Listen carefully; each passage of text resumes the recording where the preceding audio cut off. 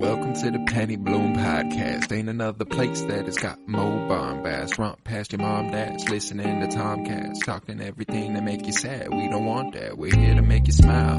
Put your mind at ease. Peace, love, and bloom, and always praise Keanu Reeves. This what we about. This some weeding now. We'll talk until we can't no more, and then we peacing out. Alright, let's go. Penny Bloom Podcast. It's the Penny Bloom Podcast. Penny Bloom Podcast. It's the Penny Bloom Podcast. Penny Bloom Podcast. Penny Bloom Podcast. Hello, everybody, and welcome in to the Penny Bloom Podcast. It is I, Colton Robertson, and today I am joined by Joseph George. What's up, homie? What up, what up? Always a pleasure to be here. Oh, and it is always a pleasure to have you. Today, we continue our 52-year journey through film. We conclude the month of June, and we continue through the 90s. This week is 1995, and heads up, Seven's up. Whoa! See what you did there. Thanks, man. Yeah, I felt really good about it. I kind of wrote it down on a piece of paper, had it ready for this very moment. That was good. Thank you. That was good. This is our latest pod in a while, so it might be reflected in my tone. It might be reflected in our demeanor over the course of the episode. And of course, we're coming off the movie Se7en, starring Brad Pitt, Morgan Freeman. And I'd heard plenty of good things, and I'm feeling pretty good about it. Fresh off, this is a damn good movie. It's one that I've heard a lot about from you specifically. You like this movie a lot. You have for a long time.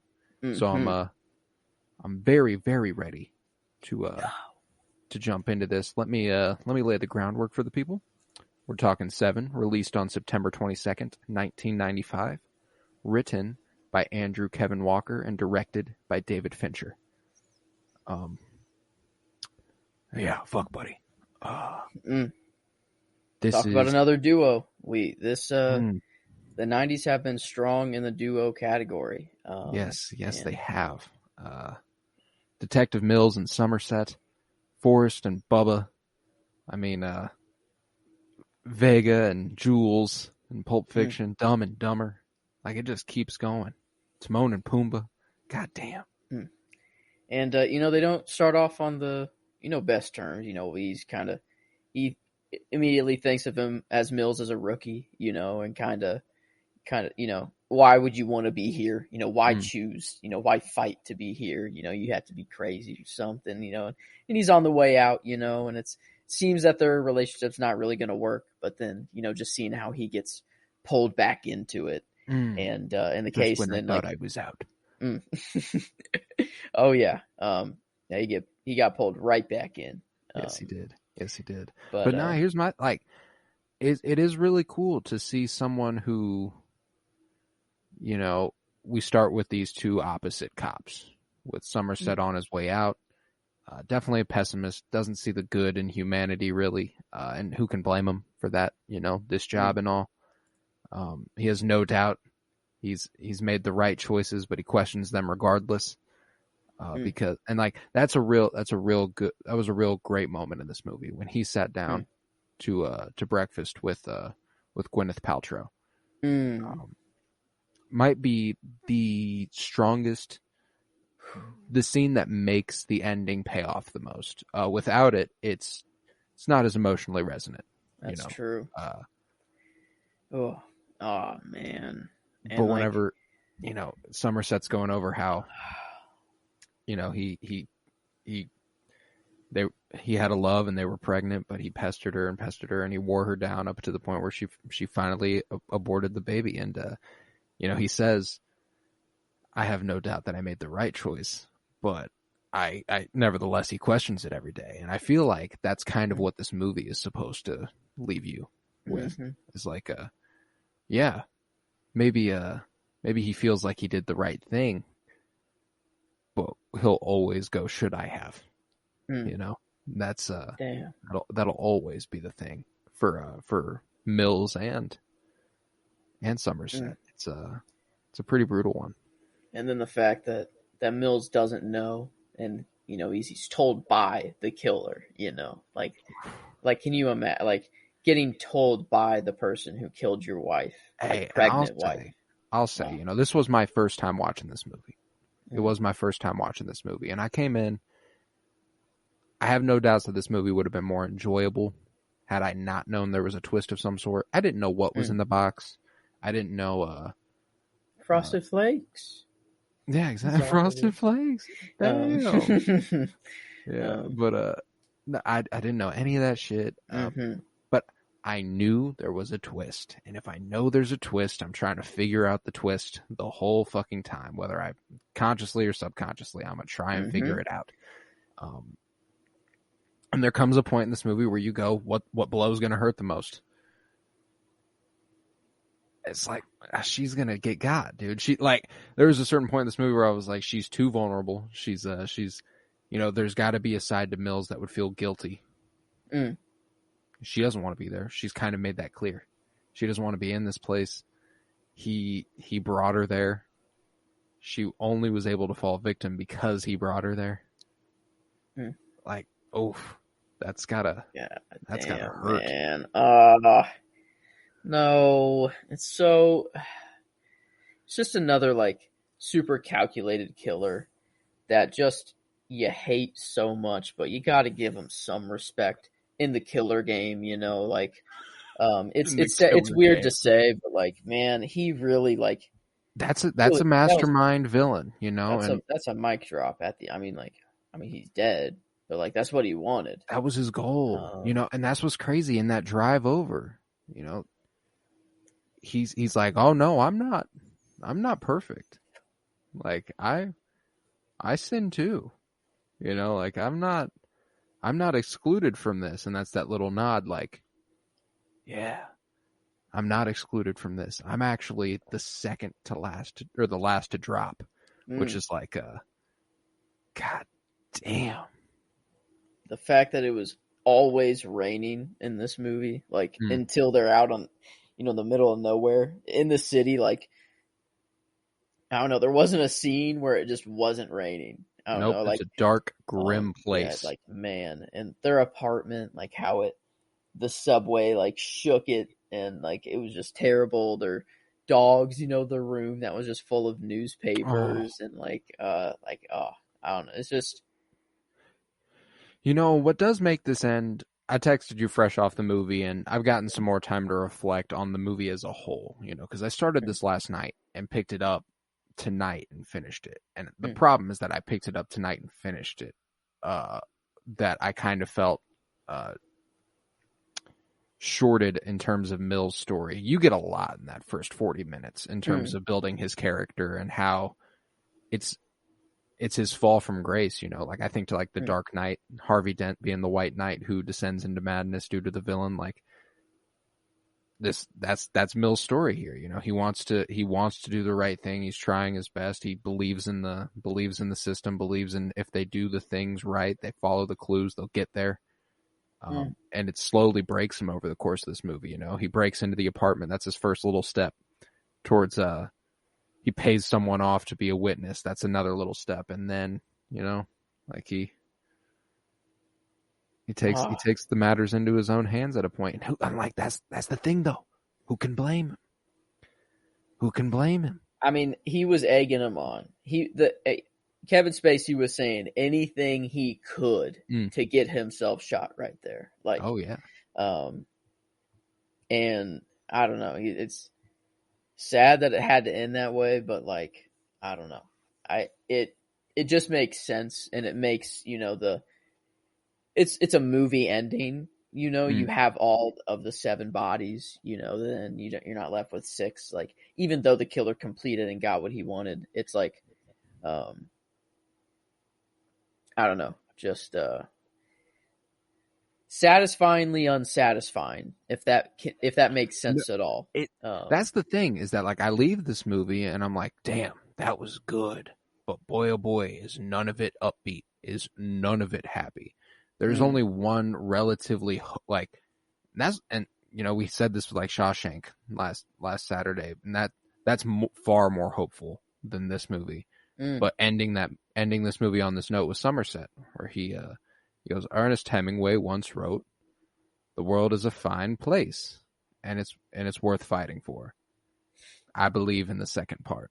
Like no matter how shitty the world can be, no matter how bad it can beat you down, you can't let evil win. And that's what Brad Pitt did. That's what Mills did. He lets evil win, and it costs him everything. That's the point. And you're still left in this place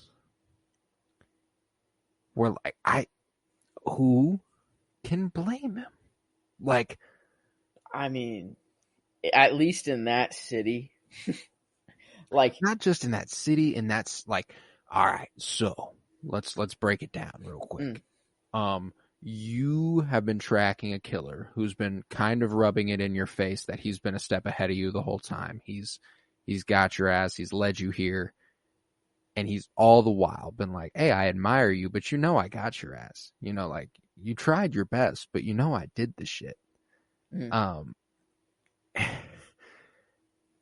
then he presents before you the head of your wife. And tells you she's pregnant. And tells him exactly what he wants him to do. And it's like, how do you go, I won't, like, I was like, I'm looking at it in that last scene, and I'm like, it's such a strange thing for the character of Mills, because it's almost like it's unforgivable if he doesn't do it. I don't know this for sure, but now that I'm thinking of it, it kind of makes sense. The amount of times that he raises the gun and then goes down, I think he shoots him on the 7th one. Like, no shit. Like, I mean, now that I'm thinking back on the scene, he does it a lot more. He does, yeah. Like, he does it, like, it's at least 5. I know that, like, yeah, for sure. Like, it's 5 might be the number, but it would be kind of sick if, like, on the 7th one that he does it or whatever. But, like, knowing what happens in this movie, kind of like Shawshank, like, knowing that he's the photographer that comes up to him on the steps, is really cool. And knowing immediately that he's the guy with the grocery bag, and they're at his apartment, or just like everything beforehand is also really cool. So it's kind of like a movie like Shawshank where it gets better with time, even though you're not getting that mind blowing twist, or you're like experiencing everything for the first time. It's still, I don't know, super satisfying to watch. But I don't know.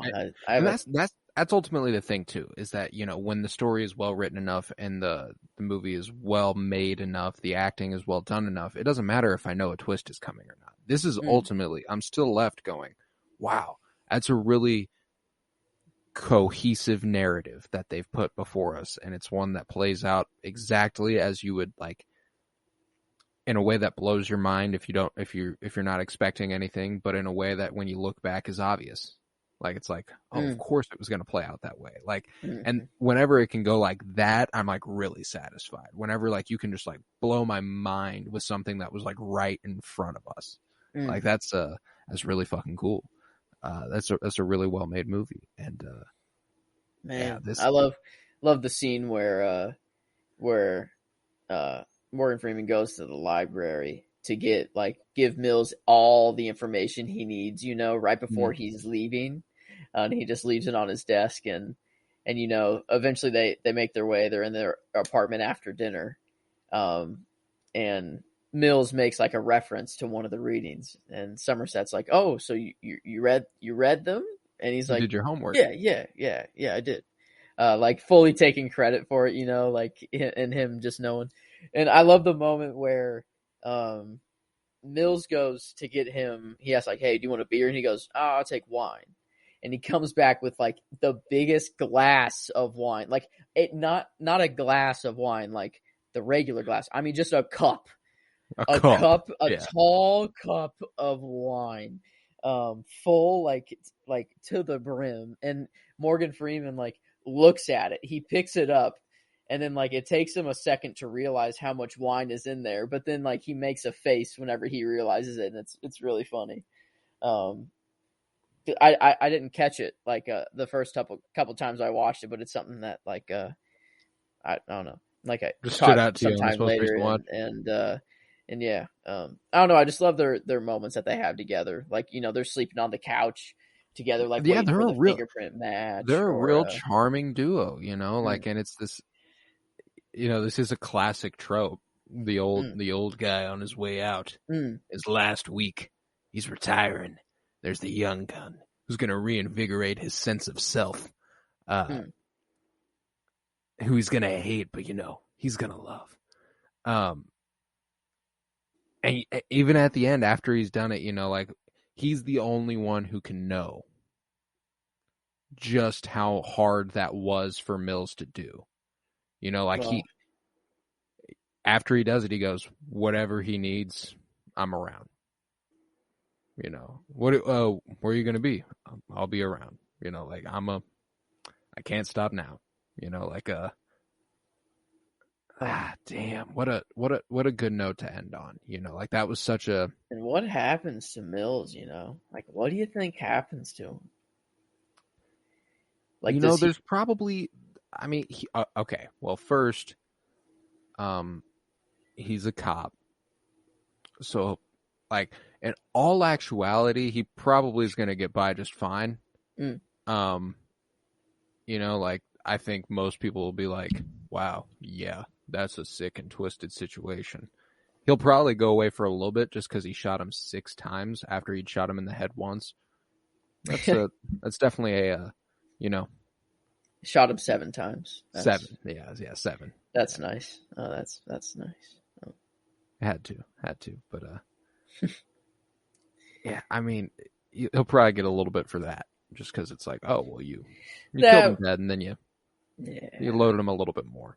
Yeah, a defenseless man. Like, they could try to pull whatever in court, but like, he was like a serial killer, and like, everyone in the city was kind of afraid of him. So like, yeah, he'll go away. No, the thing is, like, it's not right, and in theory, like, in a sound justice system, he does go to prison for a while. Like, that's how it works. You murder, you go away. It's true. You shouldn't do that. Not saying that's technically what it should be, as we watched Shawshank Redemption last week, and we discussed that in full. True. But in what ours is supposed to be, that's how it would go. But he's a cop, so you never know. But I think it is fair to bring up like how quick this movie is and how short it is, and I mean, like, really that's one of my only gripes. Yeah, it is definitely a movie that is too short. It moves, and it's really because it goes day to day, like every day of the week. It tells you like Friday, Saturday, Sunday, like it's going Thursday. day to day, and it's just killings are just happening every single day, and it's supposed to be all frantic because they're all hectic, experiencing like they're all experiencing it in that pace, like it's. Mm-hmm. But as like a movie, like, I guess how much more can they add in between the things that are happening? Like, really, it's just they're sleeping, like, whenever, like, the gaps in between. So it's really just the events are happening so quickly. And how do you, like, separate it? Well, and that's the thing, is that, like, I don't know if it's necessarily massive events that makes this pay off even more. Like, it's like this movie is almost nothing but big events, big story moments, like, that are important. And that's good. Like, on paper, it's like, yeah, you want stuff that pushes the story forward, but in a piece that was so story driven, I would have liked more character pieces. Like, I would have liked a little bit more to. I mean, we do get a lot of it early on. That's when we're really getting to know them, in that first 40 minutes when only 2 murders happen. And then over the next 45 minutes, 5 murders happen. So it's like they really pack it in the last half of the movie. But I don't know, some reprieve in the second half. It just feels like we're bouncing from place to place in the second half. And once you get to zombie guy in bed, it really just the ball gets rolling, and you're like strapped in, and it's like. Bang, bang, bang, bang. This man said, yo, if you flashed a flashlight in his eye, he would go into shock. So this man, has been through the most pain I've ever seen out of anyone that's been through here, And give it's or not even take. done yet. And like give or take or whatever. Like, and yeah, I don't know. That's Well, my so thing was like, I crazy. was watching that scene when they walked in there and they're like, "Oh shit, dicks, you're gonna want to see this." Mm. And they get in there and they're like examining the body, and I'm like, I'm looking at it and I'm going, all right, that guy's like dead, right? Like he's dead, like for sure, right? Mm. But the one officer got up in his face and stuff, and I was like, that's a jump scare waiting to happen. That man's gonna. You got I mean, everything you deserve, motherfucker. Oh! yeah. Like of course he was gonna come to life right there. But oh no, yeah, first watch, I was like, yeah, this dude has been dead for months. Like no I thought he was. chance. I thought Yeah, he was decaying I'm from like, being dead for yeah, weeks. and like Like, all those air fresheners like hung up on the ceiling. I'm like, yeah, this dude's been dead for so long, and they need all these things to mask like just the rot and smell. And then like, yeah, no way this dude's alive. But it like scared me first watch, but knowing oh he's no, like alive, like when they go in there is even like having that suspicion, it's not even just the jump scare that's scary. It's the whole fucking thing. That's some incredible prosthetic work. oh, Because that is an eerie image that it'll be tough to get out of my head for a while. that's Like I feel true. like I need to scrub it from my mind. Yeah, Um, yeah, it's not a pretty sight. and like, has he made any attempt at communicating? Nah. Even if his brain wasn't mush, which it is, he bit off his tongue long ago. Mm-hmm. Oh my god! What? Yeah, dude's been keeping him there for a year, and And it a was that year to the meticulousness, day. man. A year to the day. The best tenant that they've ever had, as well. I appreciated that little insertion in this movie. That was one of the funniest little bits where they're like, "Oh yeah, look at this. The landlord said he's the best tenant he ever had. Never made a noise, never made a peep, and paid his rent on time." And that paid his rent on time. This killer was so meticulous. He went to the effort to pay this man's rent. Damn. Like, He had this plan for quite some time. At least a year, at least. that's just when he first started executing. Yeah. So I mean, like, who knows how long? I guess he was spoken to, and chosen for this, if we are to believe him. So I don't think we are. Probably not, but I'd say this took some planning. Oh yeah, I mean it just he does the whole thing where he cuts off his fingertips. We know absolutely nothing about him. He made everything from scratch. Huh. That sounds like a very familiar villain. I feel like this movie is just an archetypical thing for Batman storytelling now. Like it makes sense, yeah. It's the grappling with the working within the law or outside of it, towing that line without going over it. Like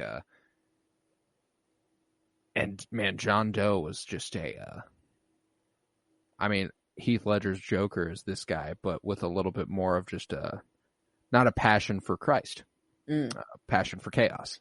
Man,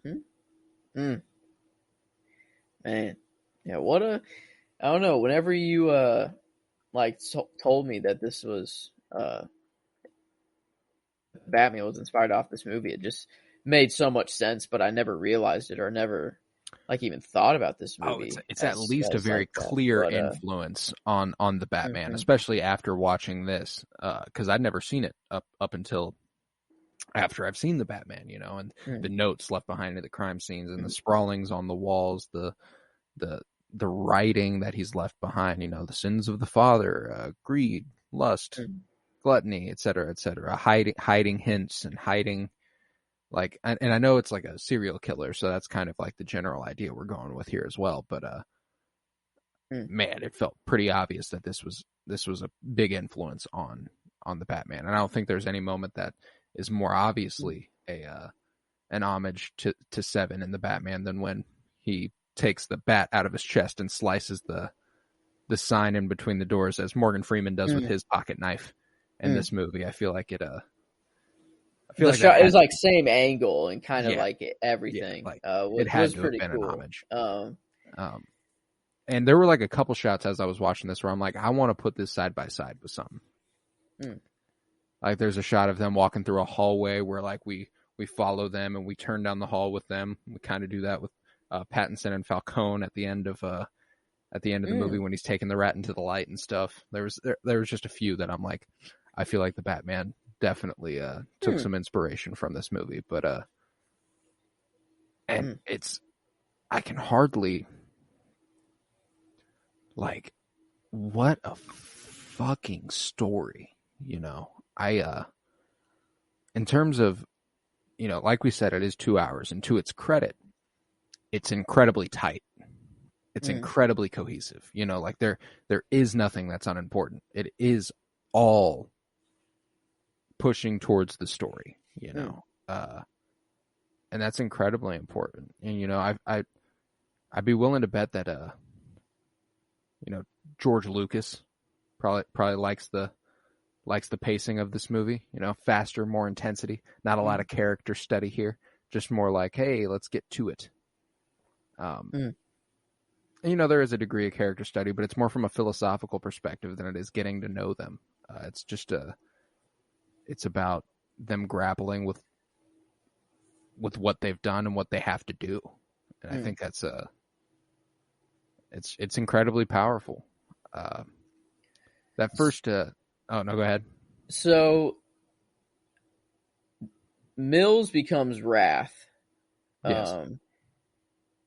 Lust, was that the blonde girl killed in her bed, like with the pills and the phone? So that was Lust. Oh no, that was, or was that Pride? That was Pride with her nose cut off. Yeah. Okay, so that's... Lust was the chick who was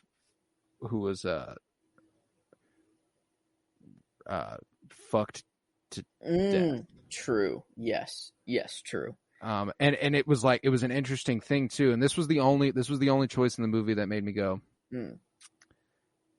like definitely big eek, you know, because took a weird turn. Like whenever they went in the shop where the guy that made it for them, it kind of felt like out of place for the movie, like a weird turn that like just like, I don't know, like a break in the timeline, and then like, oh, now we're back in the movie after like this is over. Oh, and you know, the thing for me is that like it was interesting because at the end, you know, John Doe explains it, and he's kind of like, you know,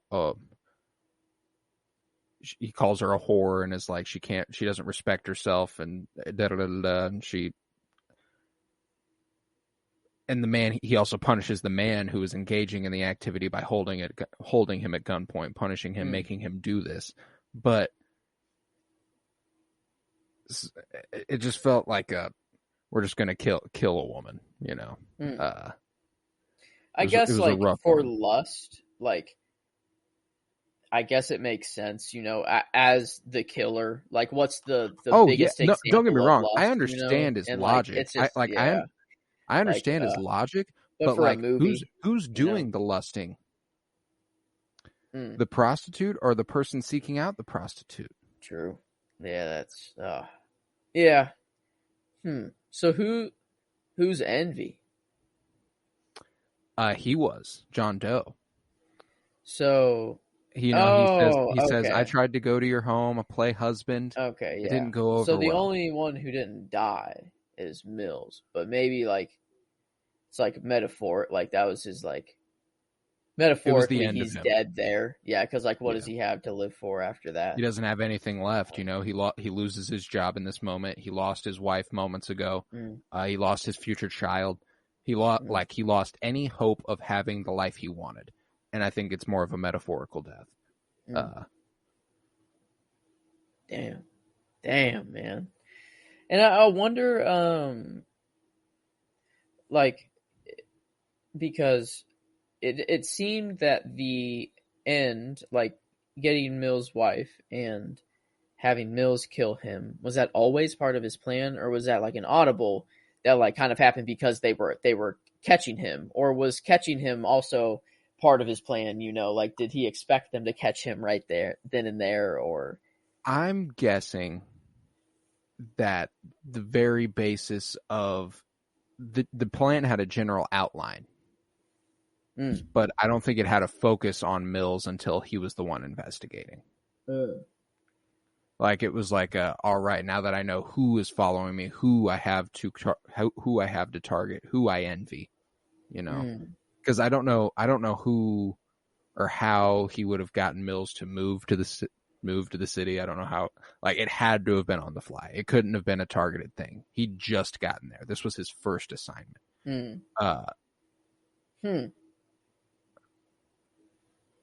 So it had to have been an on the fly, like, so, because it's interesting, contrasting him with Somerset. The reason he can't break Somerset is because Somerset doesn't have anything to break over. He doesn't have a wife. He doesn't have a kid on the way. He has nothing but regrets and wishing he doesn't have this job. So, like, quicker he can get out of it, the quicker he's cool. It's interesting because they kind of make John Doe's, like, origin a little mysterious, that he comes from money. Obvious, like, they say it's, like, obvious that he comes from money if he's able to do all of these things and whatever. So I wonder, like, if there is something to a reason why Mills fought to be there, if it was influenced by some, I don't know, maybe he did influence him to come here in some way. With some, yeah, I don't know. I mean, they definitely don't make it clear. But I don't know. That's not really the point of the movie. No, all. It's definitely not. But it is interesting to think about, because that's either a really, really smart on the fly evil plan, like, you're really, really good at coming up with evil shit, or he knew generally, whoever investigates me, that's who I'm going to come after. That's who will become Wrath. That's the most likely. Yeah. That's definitely the most likely. But like, it's whenever he walks into, like, the precinct and he's detective, and then he screams, detective, like, I don't know. He played that role. I'm the man you're looking for. Played that role, like, I don't know. He was just. I don't know if you're like. I'm like big fuck Kevin Spacey. I don't like Kevin Spacey personally. He's an absolute dickbag of a human. Great actor. And the reason he's a great actor is because he is a little crazy. Have you watched his like Merry Christmas videos on YouTube? No. You're like, this man is plotting something. Yeah, strongly recommend looking up, like, Kevin Spacey. I think it's a Christmas video. I think it's a Merry Christmas, or maybe it's like it's some sort of, like, Christmas video down at the it's I think so.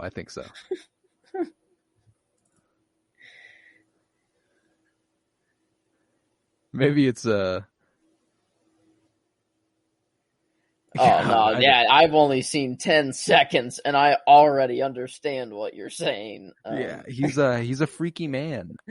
He's a freaky man, and it's like a Matthew McConaughey social media type of just random videos of monologues of just, like, randomness. Right, but Matthew McConaughey is the equivalent of you're kind of cute. Like, true. He is hot. He is sexy. So I mean, you're kind of a cute guy who's like who's not putting off a serial killer vibe or like a super villain vibe. Kevin Spacey puts off a super villain vibe at pretty much all times. And it plays in all of his roles. He's rarely a good guy. He is always someone who is somewhat shady. Coincidence that, like, the Joker is, like, recommended, like, next to him. Right. Like, right. It just seems right. But, oh man. Yeah, I don't know. This movie, it's like, it's not a top 10 movie. As I'm thinking of it, for sure. I don't think it creeps into my top 10, but it's just a movie that I'll always enjoy, and that I can always come back to and appreciate It's the more times I extremely watch it. stimulating. Mm. You know, like it's got my brain firing all the way through. You know, whenever that van's coming speeding down the road at the end, I'm getting chills. I'm on the edge of Like my this seat. is a bomb, it's I'm like, about to what go the down fuck like is? something. Yeah. Yeah, I'm like, yo, what's going on? But then he just gets right out and he's like, hey, you pay me $500 to deliver this, and I'm like, it's the box. It's the box. Oh yeah, yeah. and pretty much soon as Morgan Freeman opens the box, and he reacts the way he reacts, I go, oh yeah, for sure. Now I know who that is. I know what's in that box, but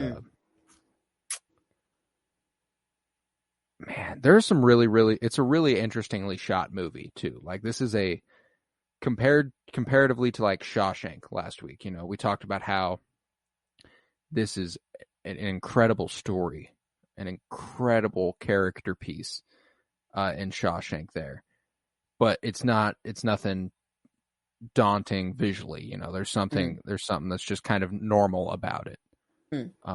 This creates those interesting shots. This goes to the effort to make shit look interesting.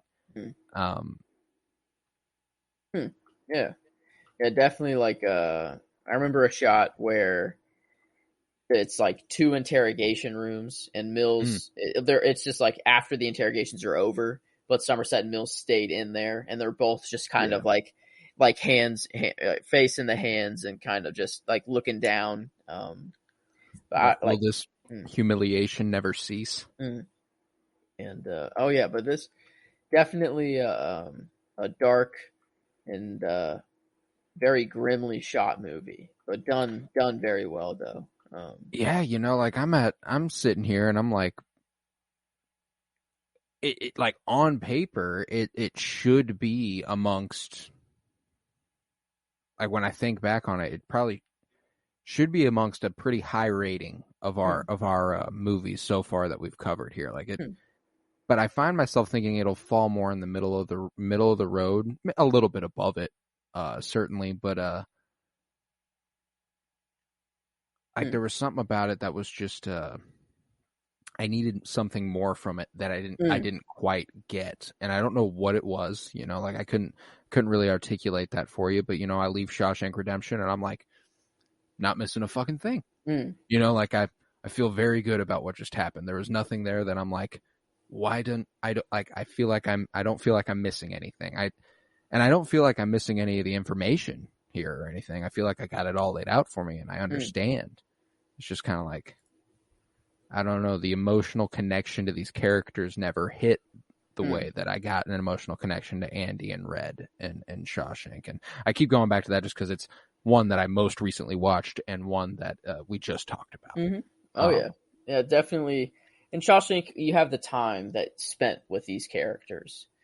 We get all the character development, all the reason to care for them. But Seven, I mean, it really is just once things get moving, it's essentially opposite movies. Because Shawshank Redemption is, I mean, it's very important storytelling. It is pretty much a massive character piece, though, about Andy Dufresne and their time in prison. And you get this story that unfolds over the course of 20 years. You're going to get more of a chance there instead of a movie that unfolds over the course of a week, you know? True.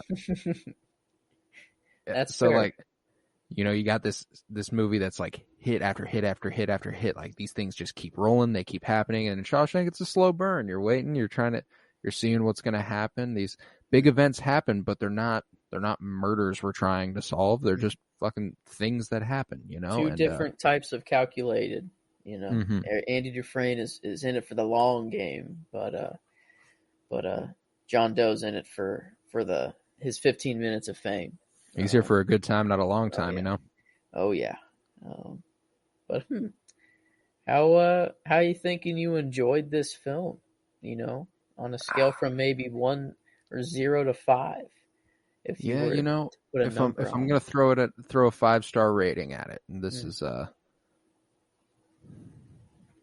This is going to be interesting. You know, we talk a lot about how our enjoyment rating, and let me break it down for the people again if this is your first time here. You know, we got 3 separate ratings of 5 stars. One is based on our enjoyment of the film, our general connection to it. You know, how this is resonating with us, how much we dig in it. We got another that's based on the genre of the film. How does it fulfill that? And what would this genre be, do you think? Like, what's crime? IMDb says crime, drama, and mystery. I like crime mystery. I think so too. That sums it up pretty well. And drama, very vague. Very. Yeah, true. So crime mystery is definitely a safer way to go there. So how does it fulfill that crime mystery genre? And that's going to be a pretty good one. And then just all in all, how we feel about it as a film critically. That's the filmmaking, the acting, the soundtrack, every editing, just everything. That's every little thing about the movie that goes into it. How are we feeling about it? And, that's probably the most important rating. I'm interested. I was listening to one of our episodes earlier today, just the Shining episode, and I was thinking about, how our enjoyment rating is massive for our coming to our conclusion, like what our ultimate rating is. However, that as a film rating, I kind of want to know what we've got, what we're working with in terms of the ranking there. And we'll get to that one day. No need to worry about it here, but. Oh, that'd be interesting. A list of the average ranked in order, and then a list of as a film ranked in order. Because that's probably a more objective presentation of what the movie is. Our ultimate Penny Bloom rating incorporates how we felt about it, and it's from a subjective place, not an objective place. So it's just it's interesting. We'll have to do that one day, but in the meantime, let's talk about the enjoyment of 7. On a scale of 1 to 5, or 0 to 5, I guess if we wanted to go all the way down there, we could. I won't, but this is I'm sitting pretty good at a 4.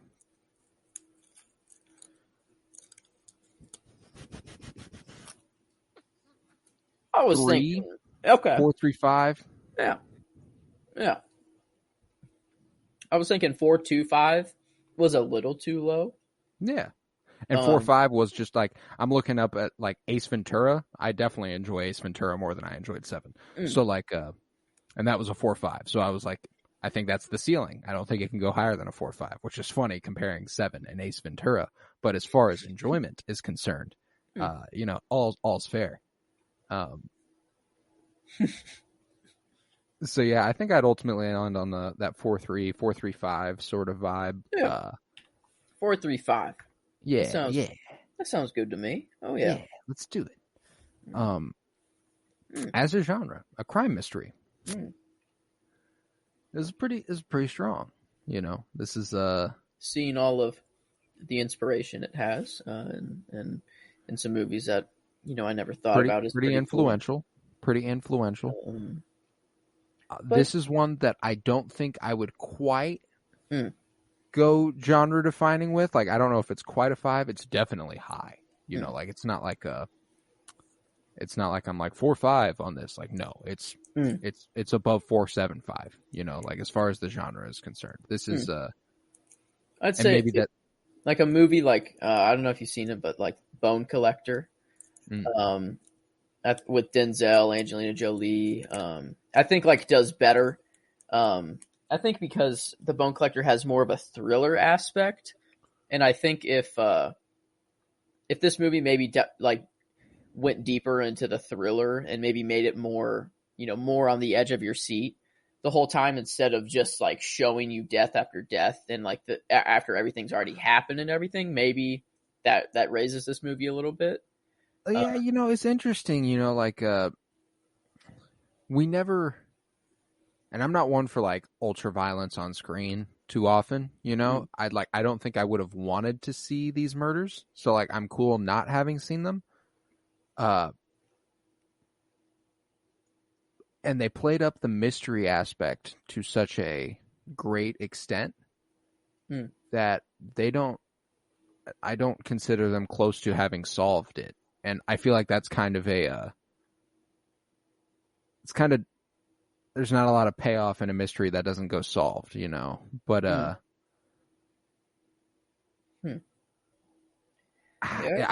I'm still really high on it, you know. Like it's not like it was a great mystery, you know. It was fun. It was fun trying to unravel it, and when it does come unraveled, you're like, wow. So ultimately, I think I landed around a 4.75. I think yeah, that seems fair. I was thinking Gut was like 4.5, but then I'm like, I don't know, that's a little low. Like this movie, I like mean, it because does as have a far as lot of crime mystery is concerned, like I don't this know is what really other I don't clever. know how many other movies I put above 7 when it comes like to Right. this category. And frankly, I don't know that there is any, but I know that I was left wanting, and when I'm left wanting, it can't be genre defining. Mm-hmm. Oh yeah, that seems about right. 4.75. And now the important one. Yeah, as a film, Mm. I'm sitting roughly where I was sitting for the genre. I think 4.75 is probably another good bet. You know, the filmmaking is incredible. I really love David Fincher as a director. Morgan Freeman and Brad Pitt kill this. I actually think this might be Brad Pitt's best performance. Brad Pitt's never been one to really wow me with his acting ability. He was more like, I mean, he's always been a good actor. He's a great actor, but there's this thing with the problem with Brad Pitt is that he's such a iconically beautiful man that I'm watching him and I see Brad Pitt. You know, like that's a problem sometimes, and it's not his fault. You know, he's just a beautiful, beautiful man, and I know what Brad Pitt looks like, so it's just gonna happen more for me. But this, he kills it. You know, like whenever he is tearing up at the end, and he's what's in the box, and we have those zoom ins on his face as he's holding the gun, like his face like slowly just getting like more and more like bruised and matted and bandaged up like through the movie, and like he's I feel that emotion at the end. You know, like I'm like, that's as emotionally resonant as Brad Pitt has ever been with me. You know, Gwyneth Paltrow. I don't think we talked enough about her performance. She only had a few scenes, but in those scenes, she really stole her scenes. You know, she did fantastic in it. I always come back to Pepper Potts when I'm looking at Gwyneth Paltrow, and I didn't hear. You know, like she's playing a whole other role. I feel a whole other role. She's doing great. Whenever they're at the diner and Somerset says like, you know, if you do decide to keep the baby, like you spoil it every chance you get, and then when she says that, like she just like breaks right there, and it was just like, oh my god, like holy fuck, Well, and what sucks is I think we I don't know that we do, but I think we come to the conclusion that that baby wasn't getting kept. I think that's partially why she died, because why else kill, you know, the I guess even if she didn't, killing her ensures, at least in John Doe's mind, that Mills will kill him, so that he will become wrath, and that you know, he himself becomes envy. But who does, I don't know, why kill the wife? What is her sin? You know, that's my thing, is that this happened in the Batman 2 with the Riddler. With these serial killers, at a point, they try to make it have a purpose. They try to go, yes, this is why I'm doing it. But there's always one example that exposes them for just wanting to harm. And killing her is that example in this movie. Because for me, with the Riddler, it was him wanting to kill Bruce Wayne. The sins of the father must be bestowed unto the son. Well, if you wanted to really hurt the people who did the sinning, you go to the source. You don't go to the son. What the fuck is that?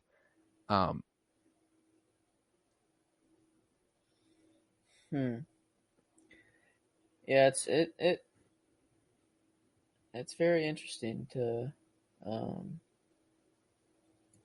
yeah, I guess I don't know. It's not supposed to make sense, is the thing that these are just serial killers are Psychopaths, yeah, like it's that's not supposed to make sense. So I'm trying to logically think through this, but like that's not the point. yeah, and not a that's logical thing. really important to key in on though. Like it's like that's why Mm, he kills her, because he wants to kill.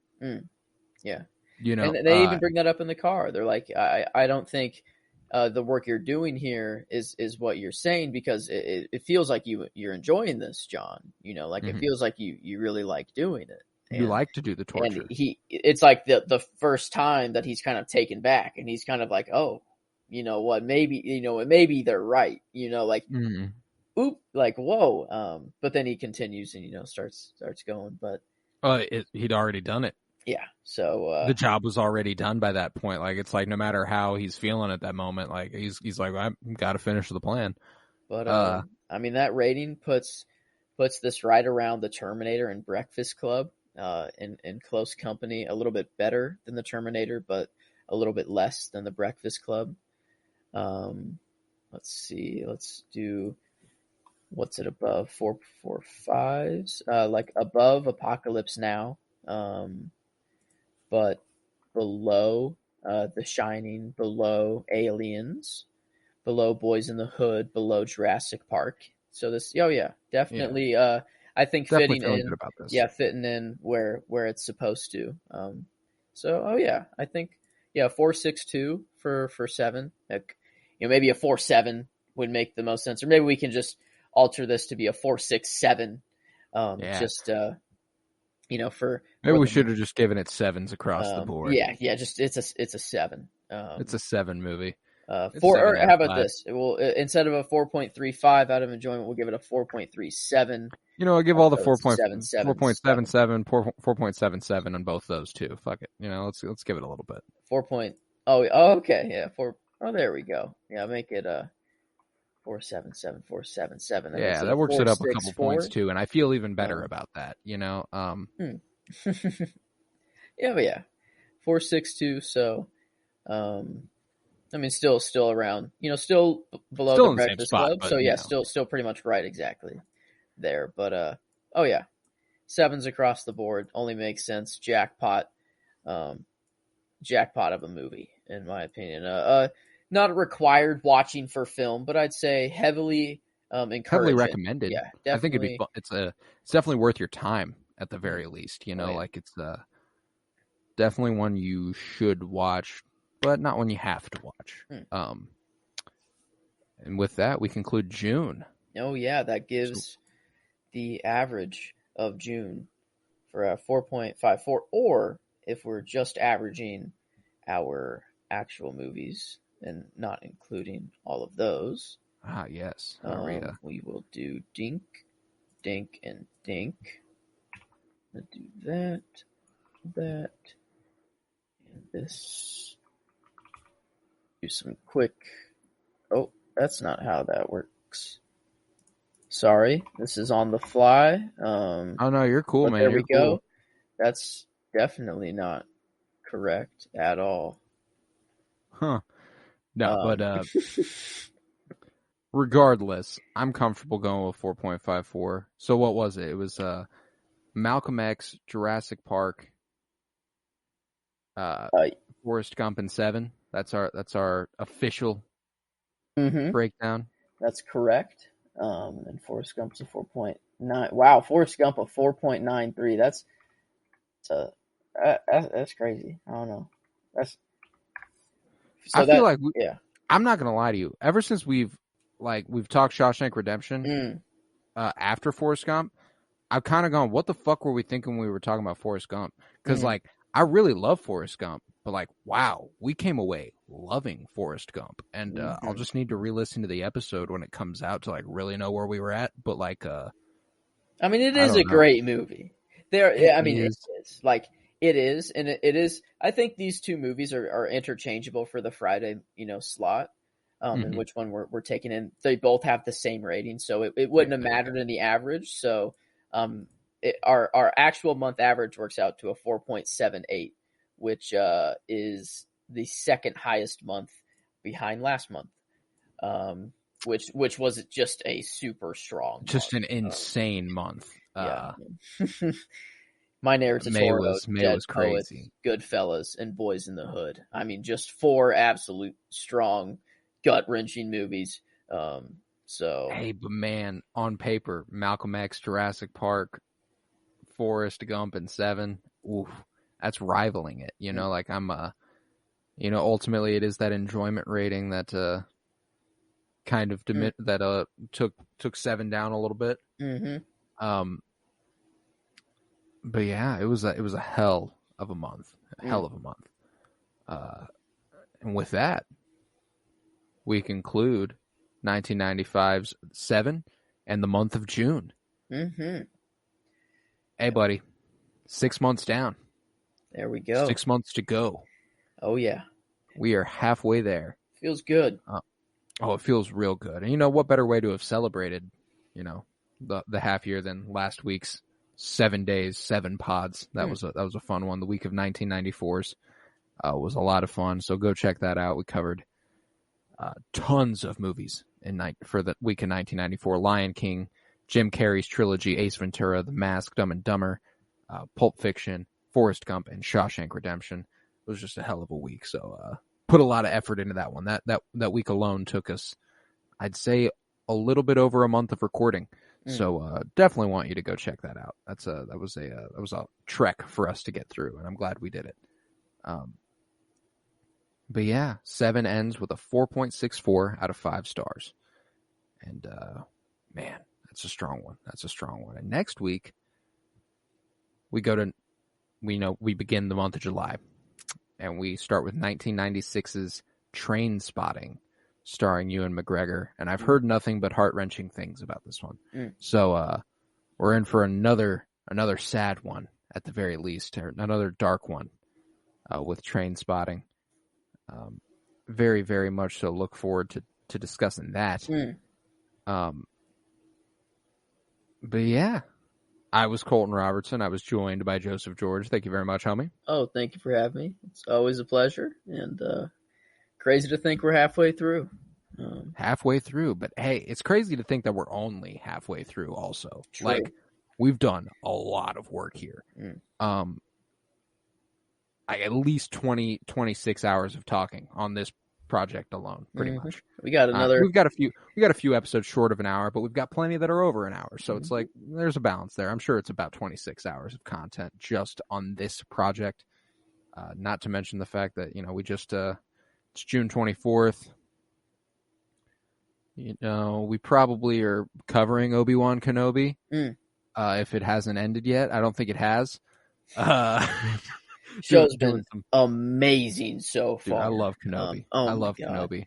Can't believe when freaking Maul came back, but instead he was upside down in half. He got put on, together upside down, and the spider legs were on top, and his torso was on bottom. It was actually crazy. It was like when C-3PO's head was put on the battle droid.